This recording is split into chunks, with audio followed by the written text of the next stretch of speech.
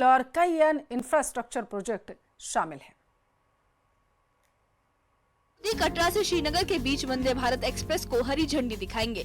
Train को श्रीनगर से भी वर्चुअली रवाना किया जाएगा। श्रीनगर रेलवे स्टेशन पर डिविजनल कमिश्नर वीके बिधूड़ी और आईजीपी कश्मीर वीके बेडी ने व्यवस्थाओं का जायजा लिया।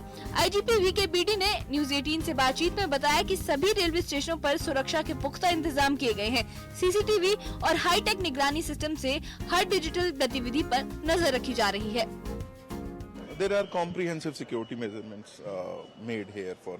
बिल्कुल ये थे आईजीपी कश्मीर वीके बिधूड़ी और जिनका ये कहना है कि जो कॉम्प्रहेंसिव सिक्योरिटी मेजर्स है वो अडॉप्ट किए गए हैं और आप देख सकते हैं विजुअल्स में इनके साथ डिविजनल कमिश्नर वीके बिधूड़ी भी है और इन्होंने अभी जो रेलवे स्टेशन श्रीनगर है वहाँ पर इंतजाम का जायजा लिया। किस तरह से 3 टायर सिक्योरिटी सिस्टम जो है जो ग्रिड है उसको इन प्लेस रखा गया है और आप देख सकते हैं कि यहाँ पर जो कमांडोज है तो उनकी खिदमत भी तलब की गई है और इसके साथ साथ अगर रेलवे पुलिस की हम बात करेंगे या फिर आम तौर पर जम्मू कश्मीर पुलिस जो है वो फोर फ्रंट पे है और यहाँ पर हम आपको दिखा सकते हैं कि जो स्निफर डॉग्स है स्निफर डॉग्स की भी खिदमत जो है वो तलब की गई है और कुल मिलाकर एक जो है मजबूत सिक्योरिटी ग्रिड यहाँ पे कायम किया गया है। वंदे भारत एक्सप्रेस 7 जून से श्रीनगर और कटरा के बीच शुरू होगी और सप्ताह में 6 दिन चलेगी। इस रूट पर 4 ट्रेनें चलेंगी। ट्रेन नंबर 26404 और 26403 और 26401 और 26402।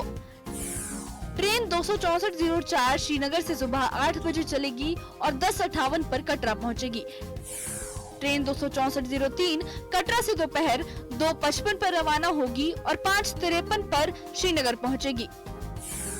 ट्रेन 26401 कटरा से सुबह 8:10 बजे चलेगी और 11:08 पर श्रीनगर पहुंचेगी।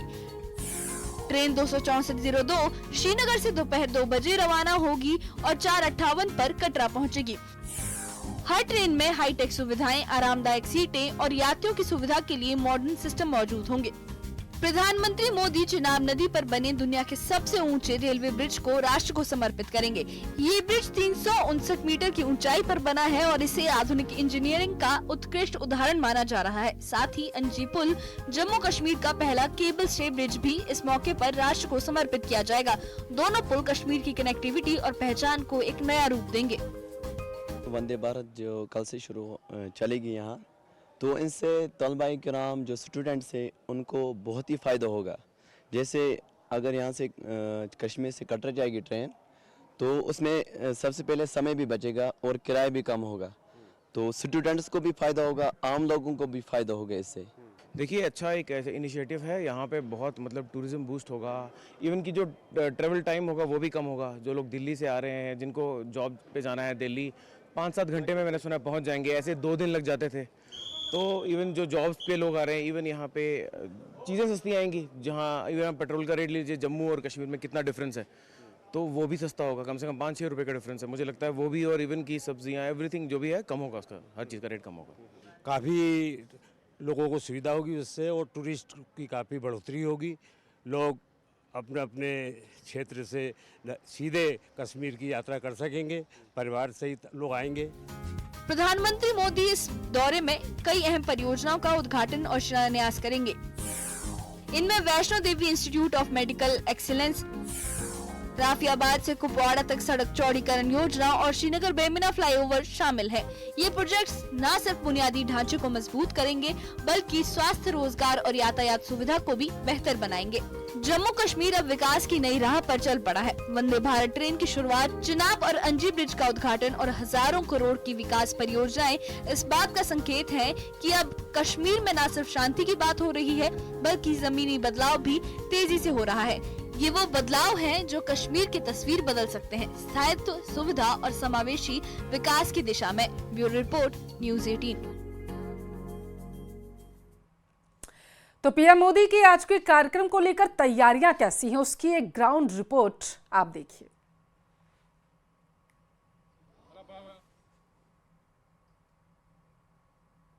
कश्मीर के लिए आज बड़ा और ऐतिहासिक दिन है जब प्रधानमंत्री नरेंद्र मोदी यहां पर कई परियोजनाओं को हरी झंडी दिखाएंगे, उसका उद्घाटन करेंगे। और प्रधानमंत्री के आने से पहले तमाम वो तैयारियां इस समय चल रही हैं। प्रधानमंत्री कि आप देखें कि जो कार्यक्रम को लेकर इसमें डिटेल बताई गई है कि जम्मू और कश्मीर में रेल सुविधाओं का जो विस्तार है वो आगे बढ़ रहा है। अभी तक जो लोग आते हैं वो माता वैष्णो देवी का जो दरबार है कटरा, वो वहां तक ट्रेन से सफर होता है, लेकिन अब जो कनेक्टिविटी है उसका जो विस्तार है ट्रेनों का वो आगे की तरफ बढ़ेगा और श्रीनगर तक लोग आरामदायक और सुविधाजनक सफर कर सकेंगे। इस तरीके से पूरे के पूरे इलाके में होर्डिंग्स लगाई गई हैं और जिसमें तमाम जो उपलब्धियां हैं उसके बारे में बताया गया है। ये देखिए कि सुरक्षा किस तरीके से चाक चौबंद भी की गई है जम्मू कश्मीर के पूरे इलाके में, क्योंकि प्रधानमंत्री अब से थोड़ी देर के बाद में आने वाले हैं जिसमें वो वंदे भारत ट्रेनों को हरी झंडी दिखाएंगे जो कटरा से लेकर श्रीनगर तक आपको आरामदायक और कम वक्त में सुविधाजनक सफर कराएगी। अभी तक अगर श्रीनगर तक यहां से जाना होता है तो लगभग 6 घंटे की दूरी तय करनी होती है, लेकिन इसके शुरू होने के बाद वही सिमटकर 3 घंटे रह जाएगी। इसके अलावा यहां पर चेनाब ब्रिज का भी उद्घाटन जो बहुचर्चित है और बहुत लंबे समय से इंतजार चल रहा था, वो दुनिया का सबसे ऊंचा रेल ब्रिज माना जाता है। अंजी ब्रिज भी उसका भी उद्घाटन प्रधानमंत्री करेंगे। बहुत लंबे समय से इंतजार चल रहा था जब लोग श्रीनगर तक आरामदायक और ट्रेनों से और कम खर्च में सुविधाजनक सफर कर सकें। कैमरामैन नीरज तिवारी के साथ रवि सिंह, कटरा, न्यूज़ 18 इंडिया। आज का दिन महत्वपूर्ण है और ये दिन इतिहास के पन्नों में लिखा जाएगा। 6 जून 2025 की जो तारीख है वो इतिहास के पन्नों में लिखी जाएगी और हर कोई इसे याद जरूर करेगा। जी हाँ, इस समय हम कटरा रेलवे स्टेशन में हैं और आज बेहद अहम दिन है क्योंकि आज कन्याकुमारी से कश्मीर तक का जो रेल को जोड़ने का रास्ता था वो सपना था जम्मू कश्मीर के महाराजा प्रताप सिंह था। 127 साल पहले उन्होंने ब्रिटिश सरकार से ये अनुरोध किया था कि जिस तरीके से देश के हर कोने में ट्रेन जाती है वैसे ही जम्मू और कश्मीर जो है, जम्मू से कश्मीर जो है वो रास्ता जो है वो बनना चाहिए ताकि रेल जो है कश्मीर पहुंचे। केंद्र सरकार ने न सिर्फ कश्मीर तक रेल पहुंचाई है बल्कि एक सपना जो है वो पूरा किया है महाराजा प्रताप सिंह का, क्योंकि उन्होंने अनुरोध किया था। आज वो नहीं है लेकिन सपना उनकी जो सोच थी उसको जो है वो केंद्र सरकार ने मुकम्मल किया है। चलिए तो दिखाते हैं तस्वीरें। ये वो तस्वीरें हैं, वंदे भारत ट्रेन है, दुल्हन की तरह सजी इस ट्रेन में आज जो है इतिहास रचा जाएगा। ये ट्रेन आज कश्मीर पहुंचेगी और सबसे बड़ी बात है कि 3 दशक का लंबा समय और एक बेहद इंतज़ार जो था वो देश के हर नागरिक को था कि कब वो दिन आएगा जब पहाड़ियों को चीरते हुए, पहाड़ियों से, हसीन वादियों से गुजरते हुए वो एक अच्छा नज़ारा जो है वो देखते हुए कश्मीर पहुंचेंगे। और सबसे अहम बात है कि ये जो ट्रेन आज कश्मीर जा रही है, प्रधानमंत्री नरेंद्र मोदी खुद कटरा पहुंचकर इसका उद्घाटन करने वाले हैं और इससे भी ज़्यादा कड़ी सुरक्षा के बीच ये ट्रेन जो है आज कश्मीर पहुंचेगी और सुरक्षा के पुख्ता इंतजाम जो है वो रेलवे में किए गए हैं। आपको बता दें कि वायुसेना के जो महिला जवान हैं उनको भी एक स्पेशल जो है यहाँ से इस ट्रेन में कश्मीर का दौरा कराया जाएगा। ये महिला जो जवान है एयरफोर्स की, ये यहाँ पर मौजूद हैं, इनके साथ पुरुष जवान भी हैं और आज ये भी उस इतिहास का हिस्सा बनेंगी। आज जो वंदे भारत कश्मीर जा रही है ये उस ट्रेन में बैठकर ये इस खूबसूरत पलों का हिस्सा जो है वो बनने जा रही है। तो बता दें कि एक लंबा समय था, लंबे समय से इंतज़ार था कि जो कश्मीर है, कश्मीर तक ट्रेन पहुंचे और बता दें कि आसान नहीं था। पहाड़ियों को चीरना था, बहुत बड़ा ब्रिज बनाना था, बहुत ज़्यादा सुरंगें बनानी थी, तो हर सुरंग में सीसीटीवी कैमरा है।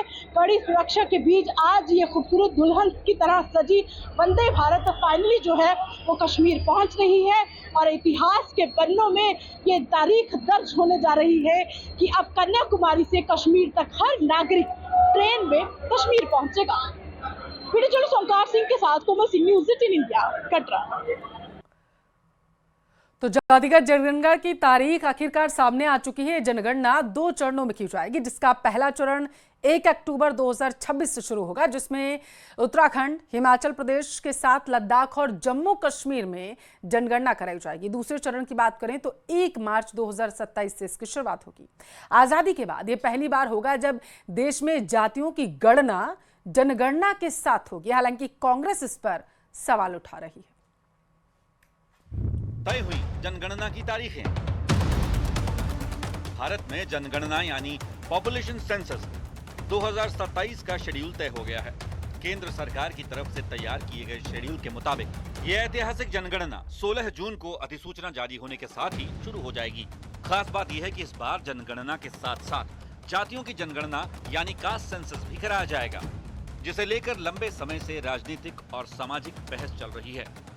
जनगणना की प्रक्रिया 16 जून को अधिसूचना जारी होने के साथ शुरू हो जाएगी। जनगणना का दूसरा और अंतिम चरण फरवरी 2027 से शुरू होकर 1 मार्च 2027 को पूरा हो जाएगा। यानी इसके बाद आंकड़े आने शुरू हो जाएंगे। ये प्रक्रिया पूरे तरीके से डिजिटल होगी। 3 साल में यह प्रक्रिया पूरी की जाएगी। इससे पहले 5 साल में ये प्रक्रिया पूरी की जाती थी। केंद्र सरकार ने इस बार जनगणना को 2 हिस्सों में बांटने का निर्णय लिया है। पहले चरण में सीधे सीधे लोगों की गिनती की जाएगी। इसमें आयु, लिंग, शिक्षा, रोजगार, आवास आदि का डेटा इकट्ठा किया जाएगा। दूसरे चरण में जातियों की गणना की जाएगी। हालांकि कांग्रेस ने जनगणना के समय पर सवाल उठाए हैं। कांग्रेस के मुताबिक जनगणना कराने में सरकार जानबूझकर देरी कर रही है। 2027 में जनगणना होगी, 2 साल में जनगणना के आंकड़े आएंगे। इसका मतलब 2029 में भी महिला आरक्षण नहीं लागू हो पाएगा। मार्च 27 से शुरू कर रहे हैं, 2 साल अभी हैं, तो ये अपने चुनाव के एक इवेंट बनाना चाहते हैं कि चुनाव के अंदर इवेंट की तरह इस्तेमाल करेंगे। जिस मकसद के लिए जनगणना होनी है उस मकसद को हासिल होना चाहिए। जनगणना जल्दी से जल्द हो और उसका प्रारूप क्या होगा ये तय हो जाए। सरकार ने तय किया है कि बर्फीले पहाड़ी इलाकों में पहले जनगणना का काम शुरू होगा। उत्तराखंड, लद्दाख और जम्मू कश्मीर जैसे केंद्र शासित प्रदेशों के बर्फीले क्षेत्रों में जहां मार्च में पहुंचना मुश्किल होता है, वहां जनगणना 1 अक्टूबर 2026 से शुरू हो जाएगी। कोरोना की वजह से 2021 की जनगणना टल गई थी। अब 2027 की जनगणना न सिर्फ डेटा गैप को भरेगी, बल्कि सरकार की योजनाओं के लिए नई बुनियाद रखेगी।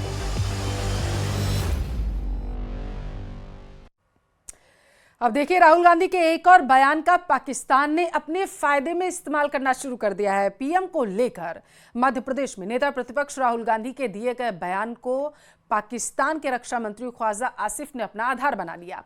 नरेंद्र सरेंडर वाला बयान देकर भारत के नेताओं ने खुद मान लिया है कि नरेंद्र मोदी ने सरेंडर किया, ये उनकी तरफ से कहा जा रहा है। देखिए आप रिपोर्ट में।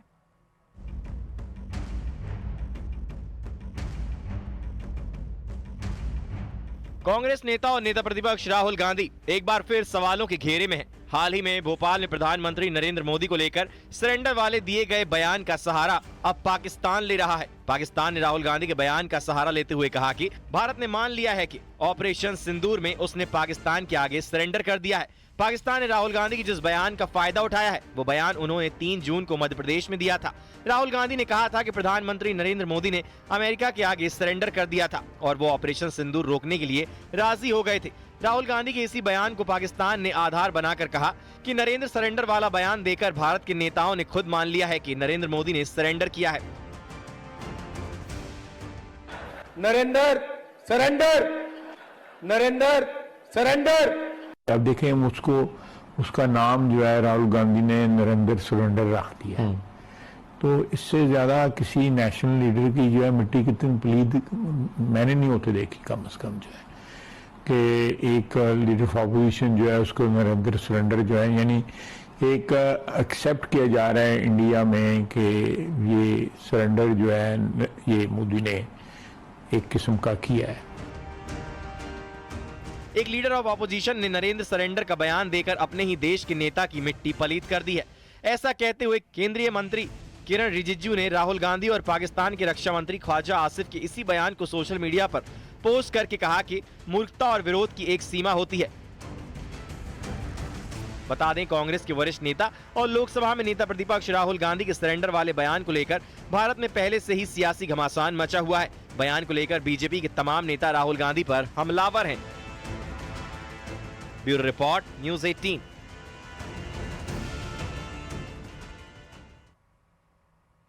यहाँ वक्त एक छोटे से ब्रेक।